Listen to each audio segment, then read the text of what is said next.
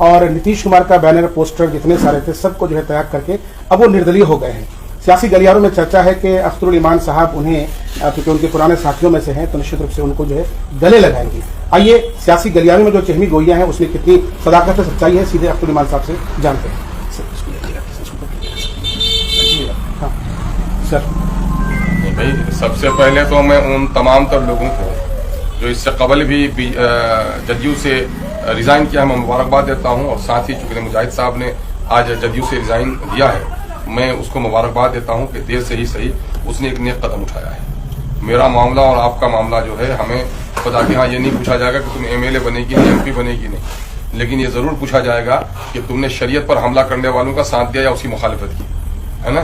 तो अब उन्होंने साफ कर दिया है कि जो हिंदुस्तानी आइन के खिलाफ कदम उठाए और हमारी शरीयत पर उंगली उठाए, ऐसे लोगों के साथ नहीं रहेंगे। तो ये मैं समझता हूं कि वो इसकी ईमानी गैरत है और एक बेहतर कदम है, इसके लिए मैं उनको मुबारकबाद देता हूं। मुजाहिद साहब से पिछले दिनों एक इंटरव्यू के दौरान बातचीत हुई थी, तो उन्होंने कहा था कि मैंने अख्तरुल ईमान साहब के लिए 2 चुनाव लड़े हैं, 2 या गालिबन 3 चुनाव लड़े हैं, और अगर भविष्य में भी मौका मिलता है तो मुझे कोई गुरेज नहीं है।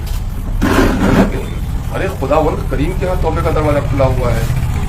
मैं इंसान कौन होता हूँ? इंसान को चाहिए, देखिए हमें भी चाहिए, मुजाहिद साहब को भी चाहिए, दूसरे लोग भी को चाहिए कि हम सियासत किस लिए कर रहे हैं। अपनी जात के लिए कर रहे हैं तो कोई बात नहीं, अपनी शोहरत के लिए कोई बात नहीं। अगर वाकईतन अपनी कम्युनिटी के लिए कर रहे हैं, अपने देश के लिए कर रहे हैं और सीमांचल की पसमानदा तरीन आबादी को इंसाफ दिलाने के लिए कर रहे हैं, तो हमें तो कॉमन मिनिमम एजेंडा बनाना चाहिए और सबको मिलकर लड़ना चाहिए। ये तो अच्छी बात, अगर हम अब तक मिलकर लड़ लिए होते तो हमारा बहुत मसला हल हो जाता। अभी जो सियासी पार्टियां होती हैं और एक ही सियासी पार्टी में मुख्तलिफ हमारे एमएलए जो जीत के जाते हैं, वो सियासी पार्टियां आपस में इनको लड़ा के रखती हैं। एक वक्त था कि यहाँ के 3 मंत्री थे, उस वक्त 3 ही एमएलए हुआ करते थे, 3 मंत्री रहे, उसके बाद लाल बत्तियां रही, लेकिन लीडरों ने उनको इतना लड़ा के रखा कि वो अपने ही पद को संभालते रहे, यहाँ के लिए कुछ नहीं कर पाए।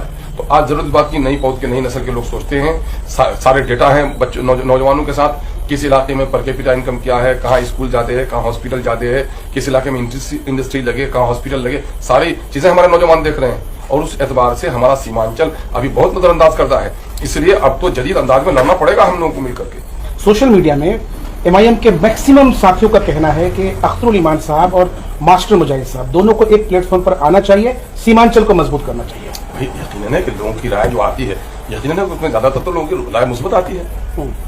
वो बल्कि आप मीडिया लोगों को भी कहना चाहता हूं मैं कि आप लोग दाएं बाएं वाला मीडियागिरी मत कीजिए, है ना। जो पॉजिटिव लड़ाई अगर सीमांचल के लिए है, जो कम्युनिटी के लिए है, जो देश के लिए है, हित में वो अगर करे तो इलाके की तस्वीर बदल जाएगी। ये जो मेन स्ट्रीम मीडिया है सबको छोड़िए, लोकल जो मीडिया लोग हैं, आप लोग जमीनी मुद्दे को उठाइए, सीमांचल की नाइंसाफी को उठाइए, सारे लीडरों पर दबाव डालिए कि तुम मंत्री बनो, लेकिन सीमांचल का बेटा हो तो सीमांचल के भलाई के लिए काम करो और मिल के काम करो। आप लोग घेराबंदी कर देंगे तो कोई नेता दाएं बाएं नहीं कर सकेगा। मास्टर मुजाहिद आलम ने पार्टी छोड़ दिया है, कल के कार्यक्रम में उनका इस्तकबाल होगा?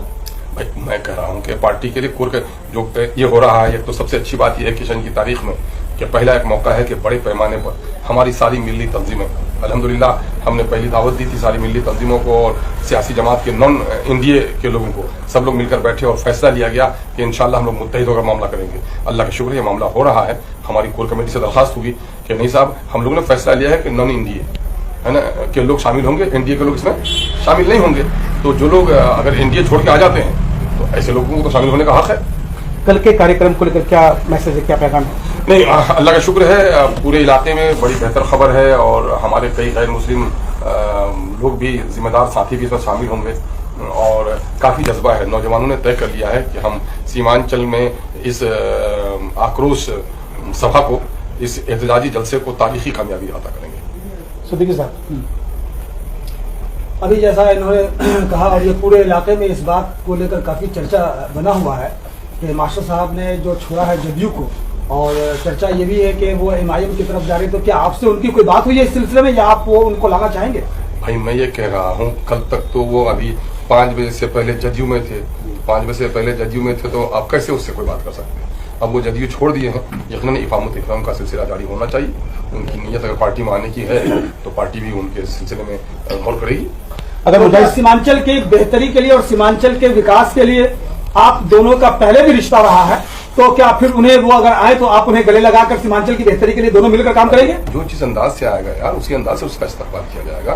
भारी मन से कोई आए तो भारी मन से इस्तकबाल हुआ, खुले दिल से आए तो खुले दिल से इस्तकबाल हुआ। मुजाहिद साहब को कोटाधवन के उम्मीदवार के तौर पर अख्तर साहब एक्सेप्ट करेंगे?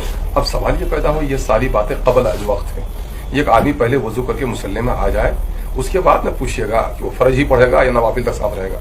तो पहले तय करने दीजिए उनको, उसके बाद बात की बातें हैं। ये तो निकाह से पहले औलाद का नाम रखने का मामला है। चलिए, बहुत बहुत शुक्रिया सर।